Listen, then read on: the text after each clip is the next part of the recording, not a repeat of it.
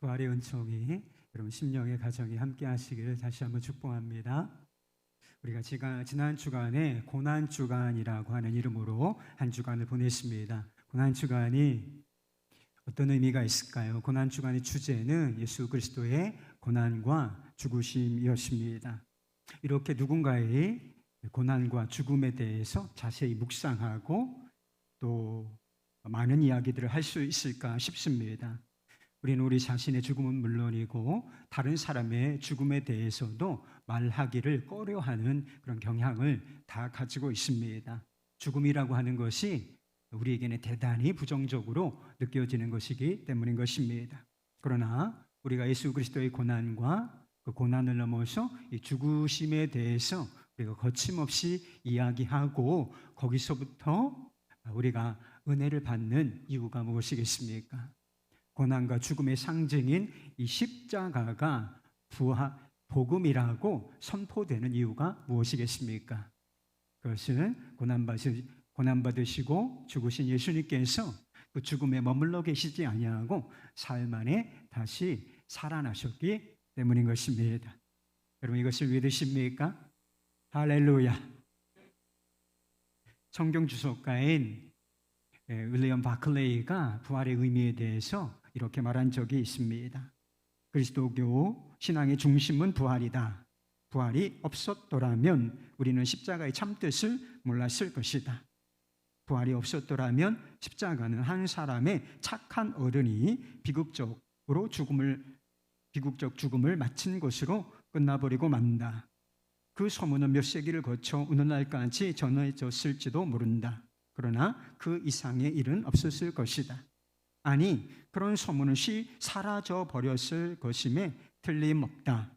우리가 십자가를 알고 있는 것은 부활이 있기 때문이다. 그리스도를 그리스도답게 하는 일은 부활이다.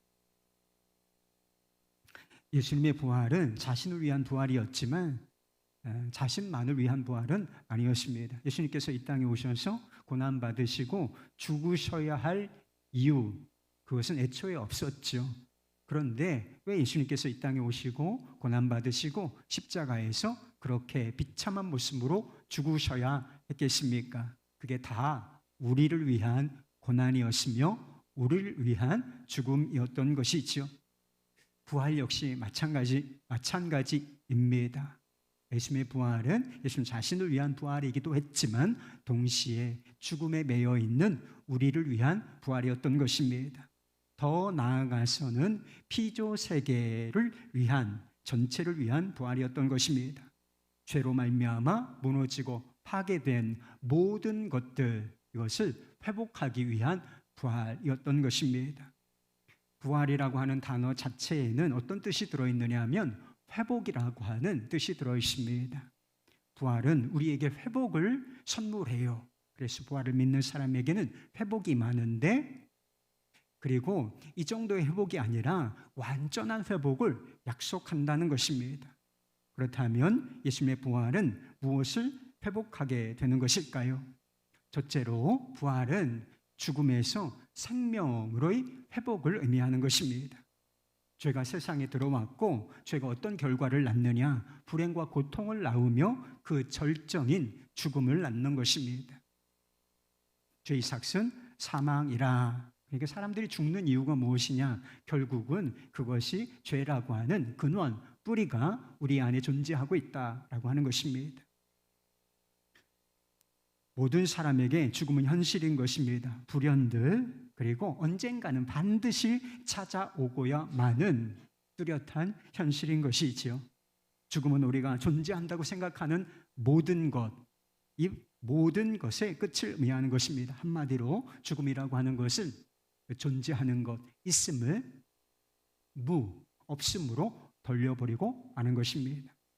제가 한두 주 전에 유퀴즈라고 하는 프로그램을 보게 되었는데, 거기 어떤 분이 나오셨느냐 하면 학교 폭력을 예방하는 재단을 설립하신, 푸른 나무 재단이라고 불리는 재단을 설립하신 이사장 김종기 님이 나오신 것을 보았습니다. 그분이 처음부터 학교 폭력을 예방하는데 학교 폭력이 심각하죠. 아이들이 이것 때문에 심히 고통을 당하니까 이것을 예방하는 운동, 이 얼마나 소중한지 몰라요. 그런데 이런 운동을 하게 된 것이 처음부터 그렇게 관심이 있었기 때문은 아니라는 것입니다. 대기업에 근무하면서 열심히 일을 하고 있었는데 어느 날 갑자기 아내로부터 전화 한 통이 왔어요. 그것은 청천벽력 같은 소식이었습니다. 중학생 16밖에 되지 않은 그 아이가 자신의 아들이 죽었다라고 하는 소식을 듣게 된 것이었습니다. 이 아이가 자신이 사는 아파트 한 5층 정도가 되었대요. 거기서 투신을 했는데 처음에는 자동차 위에 떨어져서 살았다는 거예요. 그런데 이 아이가 정말 죽으려고 마음을 먹었던 거예요. 독하기도 하지. 다시 뚜벅뚜벅 걸어 올라가서 다시 한번 투신을 하는데 그때야 비로소 죽게 되었다는 것입니다. 그 뒤로 부부의 삶은 완전히 멈추어 버리고 말았습니다. 산다는 거, 우리가 지금 호흡하며 숨을 쉬고 있지 않습니까? 산다는 거, 이렇게 호흡하고 있다는 것 자체가 아무 의미가 없고 자신이 무엇을 위해서 사는 건지 또 무엇을 위해서 살아야 하는 것인지 아무런 의미도 없게 느껴졌다는 것입니다. 직장에 다니는 것도 아무런 의미가 없게 느껴졌대요. 대기업에 근무하면서 잘 승진 코스를 밟고 열심히 일하며 사장까지 내다볼 수 있는 그런 상황이었는데 내가 사장이 된들 무슨 소용이 있으며 그리고 이 직업을 통해서 명예를 얻고 많은 돈을 번들 그것이 도대체 무슨 의미가 있나? 이제 끝나버렸어.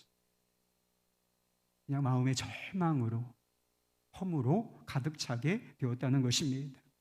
뒤늦게 아이가 죽은 것이 그냥 죽은 것이 아니라 학교 폭력 때문에 죽었다라고 하는 사실을 깨닫고 그 이후로는 학교 폭력을 예방하는 일에 헌신하였다라고 하는 이야기였습니다.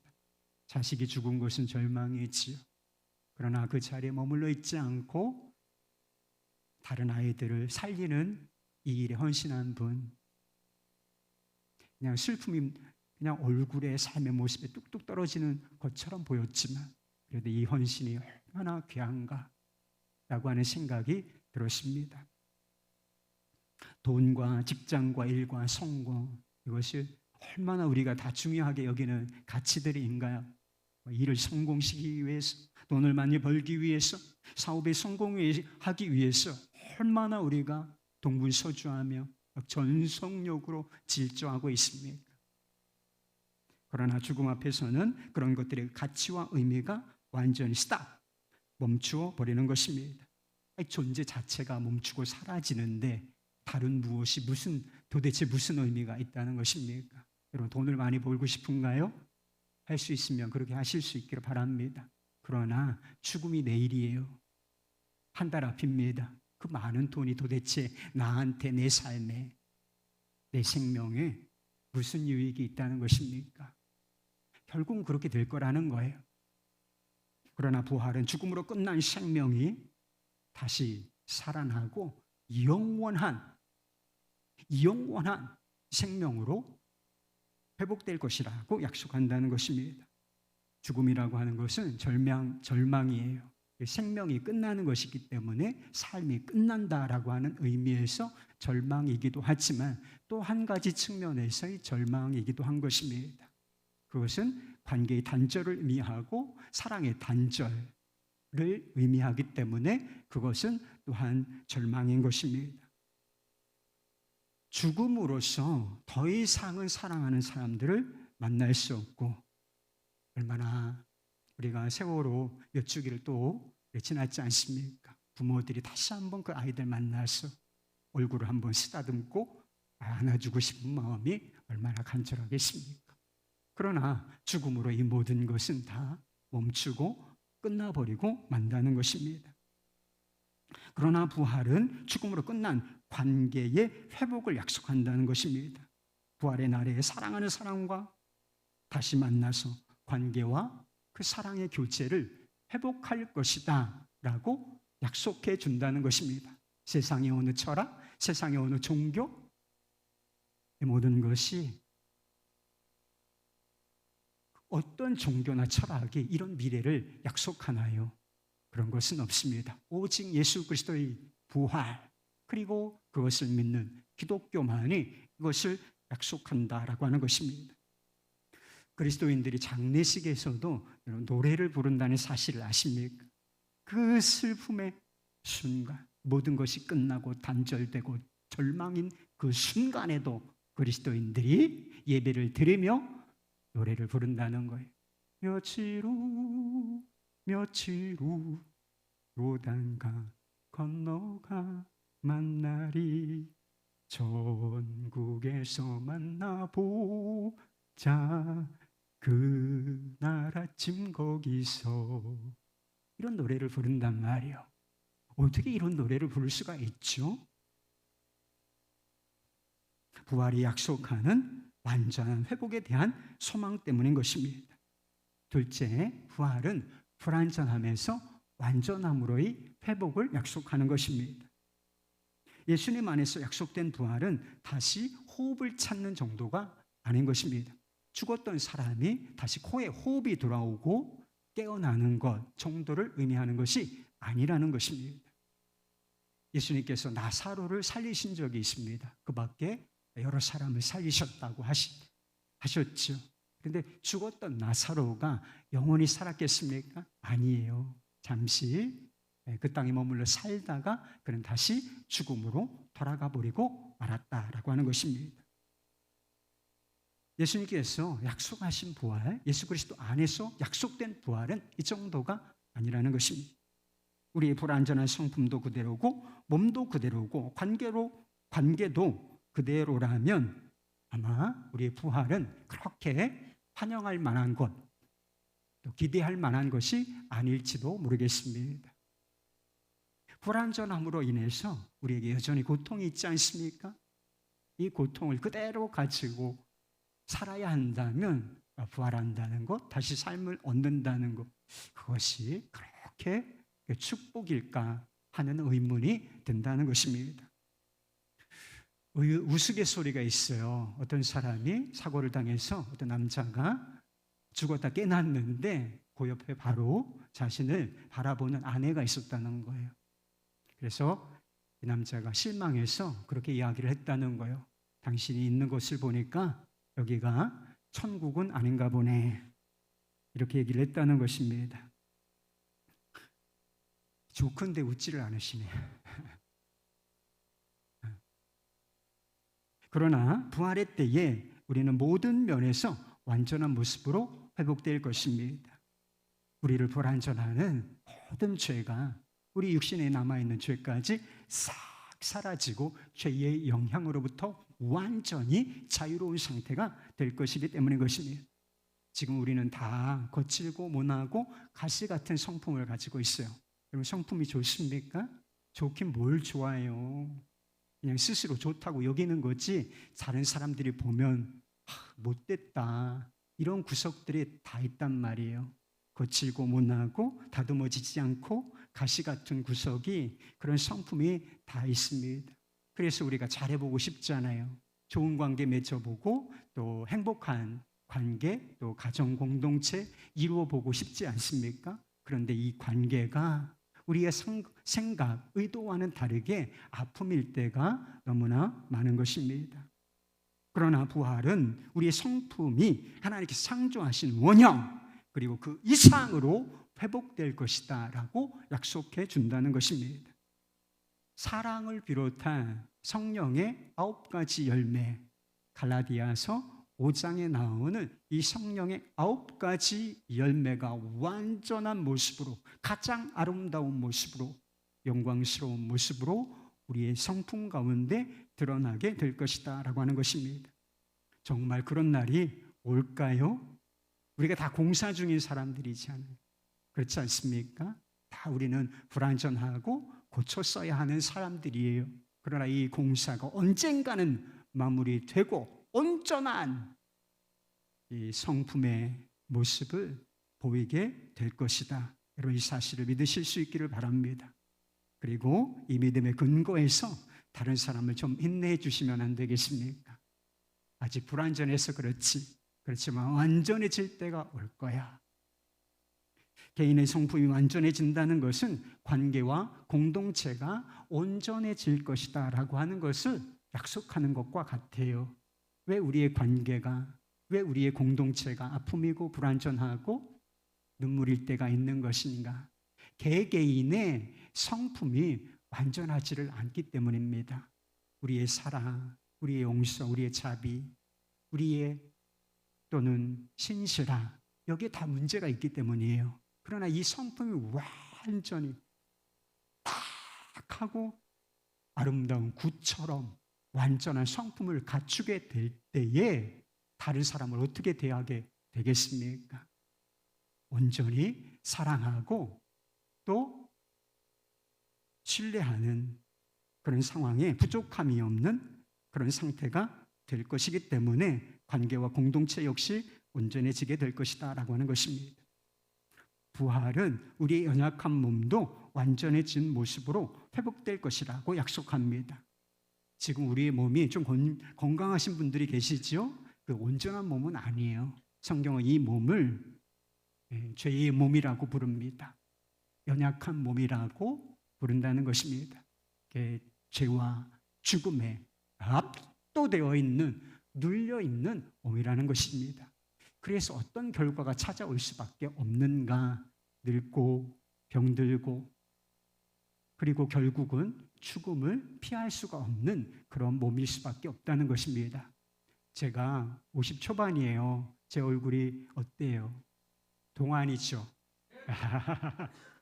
저는 그렇게 생각해요. 내 얼굴이 좀 동안이구나 생각하지만 나이보다 조금 어려 보일 수는 있어요. 그러나 영원히 동안일 사람이 누가 있겠습니까? 아무도 없습니다. 그러나 부활의 날에는 결코 죽음에 압도되지 아니하는 완전하고 영광스러운 모습으로 변화될 것이다 라고 하는 것입니다. 자신의 얼굴에 좀 못마땅한 구석이 있는 분이 있으실지도 몰라요. 뭐가 아프고 신체에 장애가 있고 그래서 이것을 털어버리고 싶다, 난 자유하고 싶다, 그런 생각이 있는 분이 있으실지 모르겠습니다. 부활의 때를 기대하시라. 정신적으로 육체적으로 모든 장애가 사라지고 그리고 부족하다라고 하는 모든 것이 완벽한 상태로 영화로운 몸으로 변화될 것을 부활이 약속하고 있기 때문인 것입니다. 마지막으로 부활은 자연세계의 완전한 회복을 약속하는 것입니다. 지금 자연세계가 지금 봄이 돼서 푸릇푸릇하고 얼마나 보기가 좋은지 몰라요. 그런데 이 자연세계가 보기 좋고 아름다운 면이 있지만 실체는 무엇이냐? 하나님께서 태초에 창조하셨을 그 원형에 비교하면 이 자연은, 세계는 망가진 거예요. 심히 망가진 것입니다. 그래서 사도 바울이 로마서에서 뭐라고 말하느냐? 이 피조물들도 우리와 함께 탄식하며 고통 중에 있다. 그래서 우리가 인류의 대표격인데 우리가 죄를 지어서 이렇게 망가져버린 세상, 이 피조물들도 우리가 구속받을 날 모든 죄에서 완전히 자유롭게 될 완성의 때를 함께 기다리고 있노라 라고 말하고 있었다는 것입니다. 부활의 때에 이 우주 만물, 지금도 아름다운데 이 우주 만물이 완전히 새롭게 거듭나서 새 하늘과 새 땅으로 변모할 것인데 얼마나 영광스럽고 놀라운 모습으로 우리 앞에 펼쳐질 것인지 모른다라고 하는 것입니다. 완전한 성품, 완전한 몸, 완전한 관계, 완전한 세계, 그리고 그 안에서 완전한 삶을 누린다. 이것이 예수 그리스도의 부활, 부활의 첫 열매이신 예수 그리스도의 부활이 우리에게 약속하고 있는 바인 것입니다. 그러면 이 부활의 약속을 믿으십니까?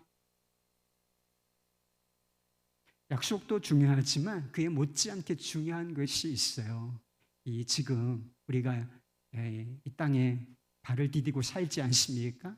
우리에게는 항상 삶의 형편, 또 현실이라고 하는 것이 있는 법이지요. 우리의 삶에 상하고 아프고 무너지고 한 부분이 얼마나 많습니까? 건강이 무너진 분들, 관계가 깨어지고 공동체, 가정 공동체가 상한 분들이 얼마나 많아요. 일과 사업자 무너지고 도대체 다시 어디서부터 시작하고 일으켜야 할지 모르는 분들, 여러분 우리가 일상회복이라고 하는 단어를 쓰지 않았습니까? 일상회복. 일상이라는 것이 당연한 것 아닙니다, 여러분. 지금 일상이 무너졌단 말이에요. 그래서 일상의 회복까지 회복이 필요한 부분이 얼마나 많습니까? 그러나 우리가 부활의 빛 아래 살고 있다면 이 무너지고 상하고 아픈 모든 것이 결국은 회복으로 나아가게 될 것입니다. 이 우주의 역사가 무심하게 흘러가는 것 결코 아니고 한 가지 목적지를 향하여 중단 없이 흐르고 있는데 그 목적지가 뭐냐? 죄에서 완전하게 구속받는 그 구속의 완성의 날, 주님의 재림의 때, 이것을 향하여 우주의 역사가, 인간의 역사가 중단 없이 흐르고 있기 때문에 결국 모든 무너지고 아픈 것, 눈물 나는 것은 회복으로 나아가게 될 것이다 라고 하는 것입니다. 상하고 아프고 무너지고 죽은 모든 것이 회복되기 전에 정작 우리 안에서 먼저 회복되어야 할 것이 있다는 사실을 잊으면 안 돼요. 그것이 바로 부활하신 주님에 대한 믿음인 것입니다. 부활신앙이 먼저 회복이 되어야 한다는 것입니다. 부활하신 예수님에 대한 믿음이 완전한 회복으로 가는 첫 단추, 출발점이기 때문인 것입니다. 예수님께서는 죽음에서 다시 살아나셨습니다. 부활의 증거가 있고 그리고 많은 부활의 증인들이 있다는 것입니다. 예수님께서 역사적으로 부활하셨다. 이 부활 사건이 역사적 실제이다라고 하는 것만큼 그에 비등하게 중요한 사실 한 가지가 있는데 그 부활하신 주님께서 우리 마음 한복판에 그리고 우리의 삶 한복판에서 살아계신가라고 하는 이 점이 대단히 중요한 문제라고 하는 것입니다. 알프레드 에클리라고 하는 목사님이 한 유대인에게 언젠가 그런 질문을 받았다는 것입니다. 예수님께서 유대인이시죠? 근데 당신은 기독교인인데 왜 죽은 유대인을 섬기느냐? 이렇게 물어왔다는 것입니다. 죽은 유대인이 예수님이시잖아요. 그래서 왜 당신이 예수를 섬기느냐? 이렇게 물었다는 것입니다. 그 대답으로 내놓은 것이 찬송가에 나와요. 찬송가 162장 부활하신 구세주라고 하는 찬양입니다. 1절 가사가 이래요. 부활하신 구세주 나 항상 섬기네. 온 세상 조롱에도 주 정령 사셨네. 그 은혜로운 손길 부드러운 음성 주 예수 나와 함께 늘 계시네. 예수 늘 살아계셔서 주 동행하여 주시며 늘 말씀하시네. 예수 내 구세주 예수 내 마음에 살아계시네.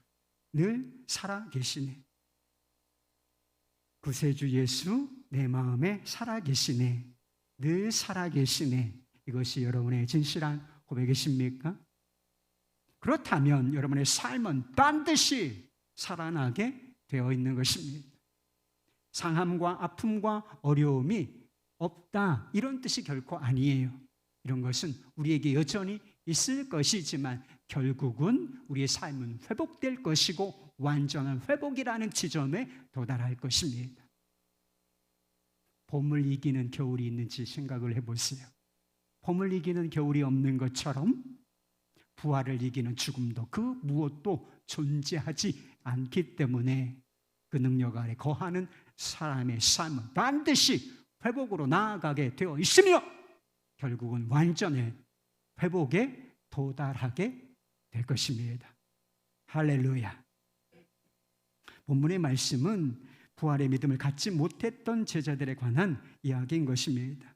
이미 무덤을 방문했던 여자들에 의해서 무덤이 비어 있고 부활하신 예수님을 만났다. 이런 부활의 소식이 전해진 상태였어요.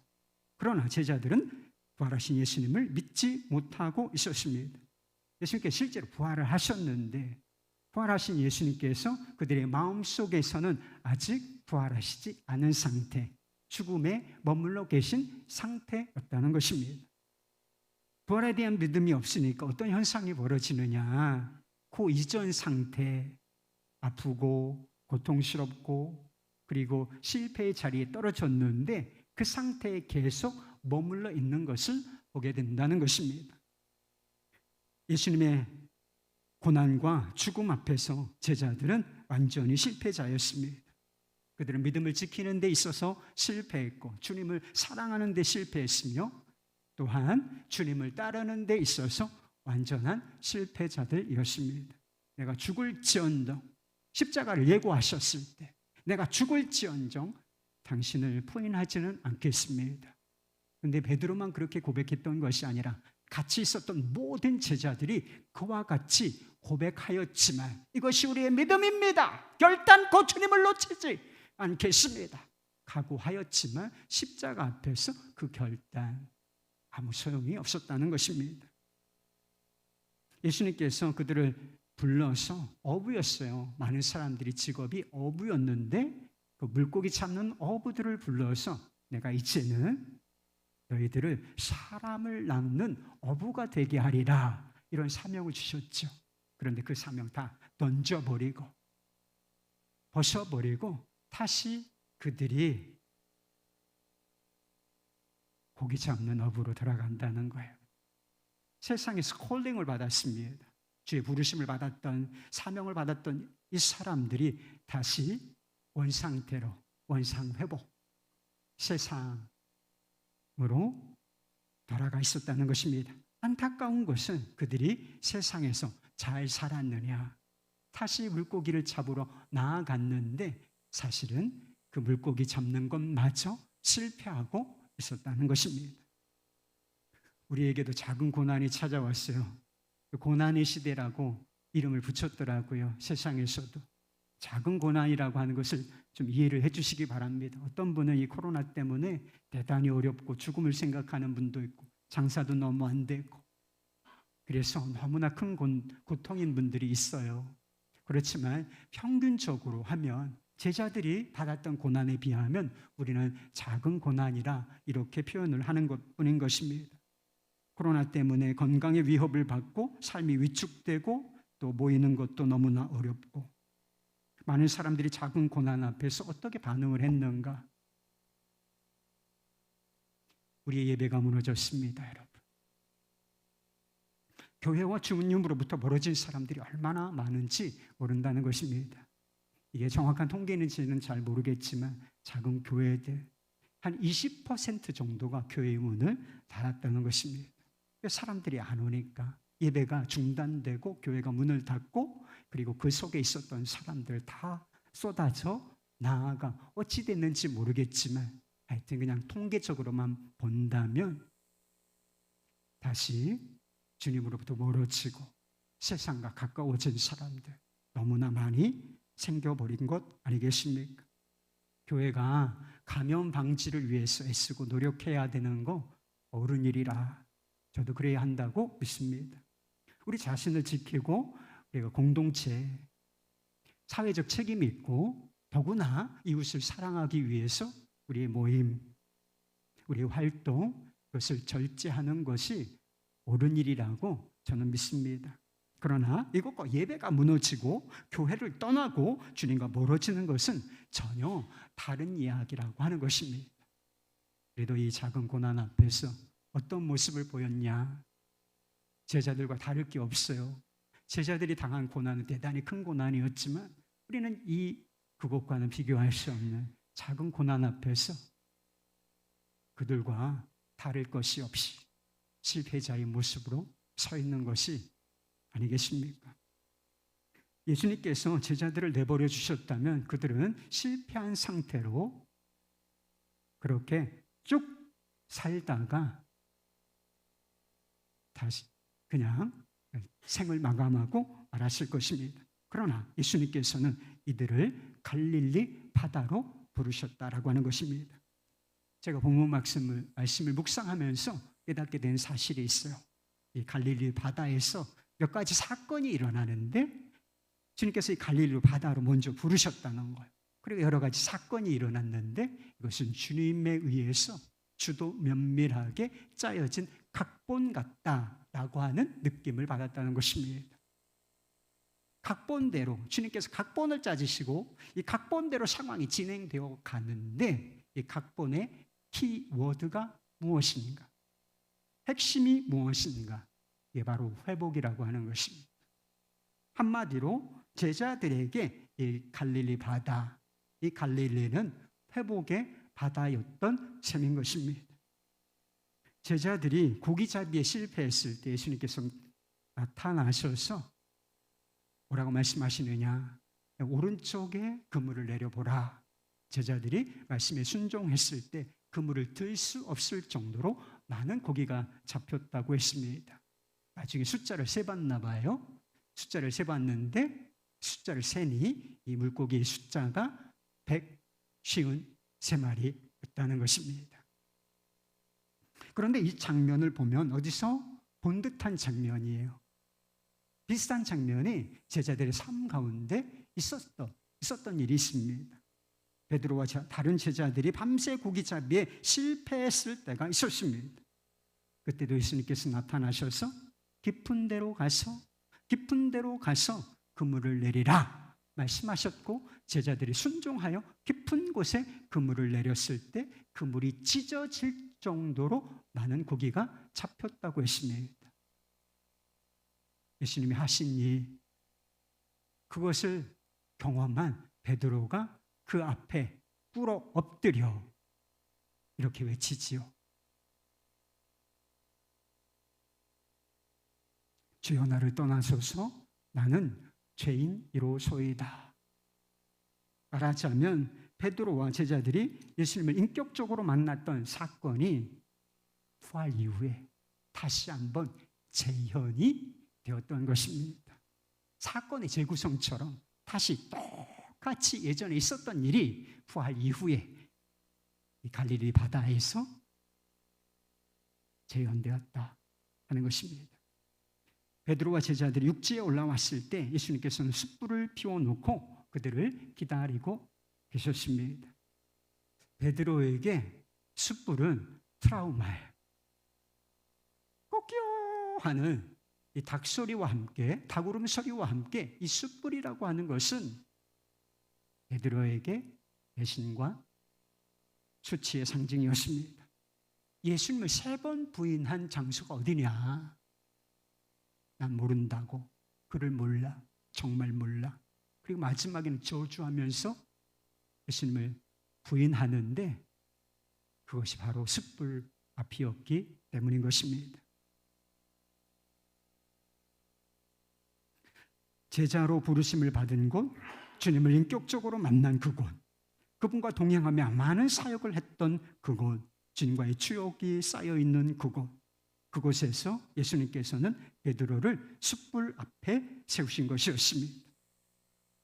자신의 철저한 실패, 배신의 실패를 마주하도록 만드신 것이다 라고 하는 것입니다. 예수님께서 베드로와 제자들의 실패를 책망하시려고 이런 상황을 만드신 것일까? 내 꼴을 봐라. 내가 그러고도 나를 따른다고 하는 제자일 수 있느냐? 그렇지 않습니다. 예수님께서 실패를 마주하도록 하신 것은 맞지만 그곳에서 조반을 차려주셨다고 했습니다. 죽음 앞에서, 고난 앞에서 자신을 부인하고 도망친 사람들, 이 사람들을 불러 모으시고 생선을 굽고 떡을 준비하여 아침상을 차려주셨다라고 하는 것입니다. 이것이 무엇을 의미하겠어요? 엄마가 속썩이는 아들, 잘못한 아들을 불러서 아침상을 차려주었습니다. 그러면 거기에 무슨 의미가 있는 거예요? 내가 너를 용서한다. 사랑한다 아들아. 이제 다시 잘 해보거라. 이런 의미가 있는 것이 아니겠습니까?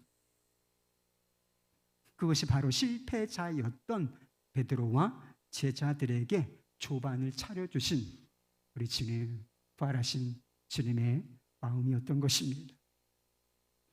예수님께서 제자들을 갈릴리에서 보자고 하신 까닭이 무엇이겠습니까? 153마리의 물고기를 잡게 하신 이유가 무엇이겠습니까? 숯불을 피워놓고 따뜻한 아침상을 차려주신 이유가 도대체 무엇이겠습니까?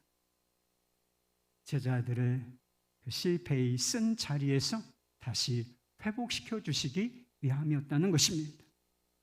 사랑의 실패에서, 믿음의 실패에서, 관계의 실패에서, 그리고 사명의 실패에서 그 나락에 떨어진 그 제자들을 다시 일으켜 세워주시고 회복시켜 주시기 위한 이런 각본을 짜시고 이렇게 사건이 진행되도록 하셨다는 것입니다. 본문 말씀 한 절 뒤에 보면 그 유명한 예수님과 베드로 사이에 대화가 나와요. 15절 말씀, 요한의 아들 시몬아, 내가 이 사람들보다 나를 더 사랑하느냐 하시니 이르되 주님 그러하나이다. 내가 주님을 사랑하는 줄 주께서 아시나이다. 이르시되 내 어린 양을 먹이라. 왜 예수님께서 베드로에게 제자들에게 나를 사랑하느냐 이렇게 물으셨겠어요? 너희들 나 사랑하느냐? 사랑하는 줄을 모르셨기 때문에 정말 알고 싶어서 이렇게 질문을 하셨겠습니까? 그런 건 아니죠. 배신이라는 사랑에 실패해서 그들을 회복시켜 주시기를 원하셨기 때문인 것입니다. 내 어린 양을 먹이라. 이게 무슨 말씀이에요? 사랑을 고백하게 하시고 여전히 사랑받고 있다는 사실을 깨닫게 하시며 사랑을 고백하게 함으로 말미암아 다시 관계를 회복하여 그 다음에 주신 말씀, 이게 뭐예요? 내 양을 먹이라. 내 양을 치라. 그들이 처음 예수님께 부름을 받고 받았던 그 사명, 사람을 낚는 어부가 되게 하리라 하시는 그 사명을 회복시켜 주신 것이었다는 것입니다. 실패로 울룩졌던 제자들의 삶은 그대로 끝나지는 않았습니다. 그들은 실패의 자리에서 다시 일어났고 담대해졌습니다. 고난과 박해라고 하는 상황은 전혀 달라진 것이 없어졌지만 그들의 마음은 달라졌고 박해와 고난이라고 하는 상황을 바라보는 그들의 태도는 완전히 달라져 있었습니다. 죽음을 각오하고 죽음을 불사하고 예수가 그리스도다, 하나님의 아들이시다, 예수가 복음이다 라고 전파하기 시작했다는 것입니다. 그 복음이 전파되고 또 전파되고 시대를, 상황을 거슬러 전파되어 우리에게까지 전파되어 우리 마음속에 복음이 닿게 되었던 것입니다. 어떻게 이런 일이 가능했을까요? 그들이 부활하신 주님에 대한 믿음과 사랑을 회복했기 때문인 것입니다. 회복된 믿음이라는 통로를 통하여 부활의 능력과 영광이 그들의 마음속으로, 그들의 삶 속으로, 그들의 사역 속으로 쏟아져 들어갔기 때문인 것입니다. 여러분, 우리에게도 많은 실패가 있지 않습니까? 무너짐이 있지 않습니까? 사랑에서, 시험에서, 일에서, 관계에서, 직장에, 어떤 일에서. 이런 일은 물론이고 우리도 믿음에서 실패한 자들 아닙니까? 주님을 따르겠다라고 하는 결단이 있었죠. 그러나 우리의 삶을 돌아보면 얼마나 많은 믿음의 실패가 있었나요? 실패하고 무너진 삶을 회복하기 위하여 많은 것이 필요한 것이 아니에요. 오직 하나, 이것이 필요한데 부활의 주님, 부활하신 주님에 대한 믿음 하나가 회복되면 되는 것입니다. 부활의 주님에 대한 믿음이 회복되면 결국 이 제자들처럼 모든 것이 회복으로, 그 이상으로 나아가게 되어 있다는 것입니다. 예수님께서는 우리의 실패를 전혀 무시하지 아니하신다. 여러분, 믿음에 실패했습니까? 예배가 무너졌나요? 순종에 실패했습니까? 도망쳤나요? 잘한 거 아니에요. 절대로 잘한 거 아닙니다. 예수님께서는 잘못했다고 지적하시면서 그러나 거기에 머무르지 아니하시고 이 실패자들에게, 실패자들을 자기에게로 모으시고 아침 밥상을 차려주시는 분이시다. 이 사실을 잊으면 안 된다는 것입니다. 여러분, 이 사랑이 감격스럽지 않습니까? 오늘 회복주일 주님께서 우리에게 차려주시는 밥상이라, 아침 밥상이라 생각하시면 안 되겠습니까? 나가실 때 떡을 주실 거예요.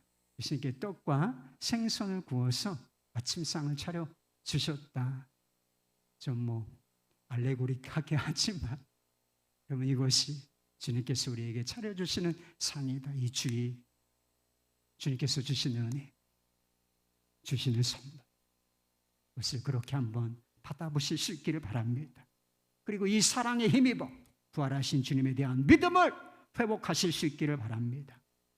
그리고 삶이라는 바다에 나아가서 담대하게 하나님의 자녀로서, 사람을 낚는 사명자로서 살아가실 수 있기를 우리 주님의 이름으로 축복합니다. 예수 늘 살아계셔서 주 동행하여 주시며 늘 말씀하시네. 예수 내 구세주, 예수 내 마음에 살아계시네. 늘 살아계시네. 할렐루야.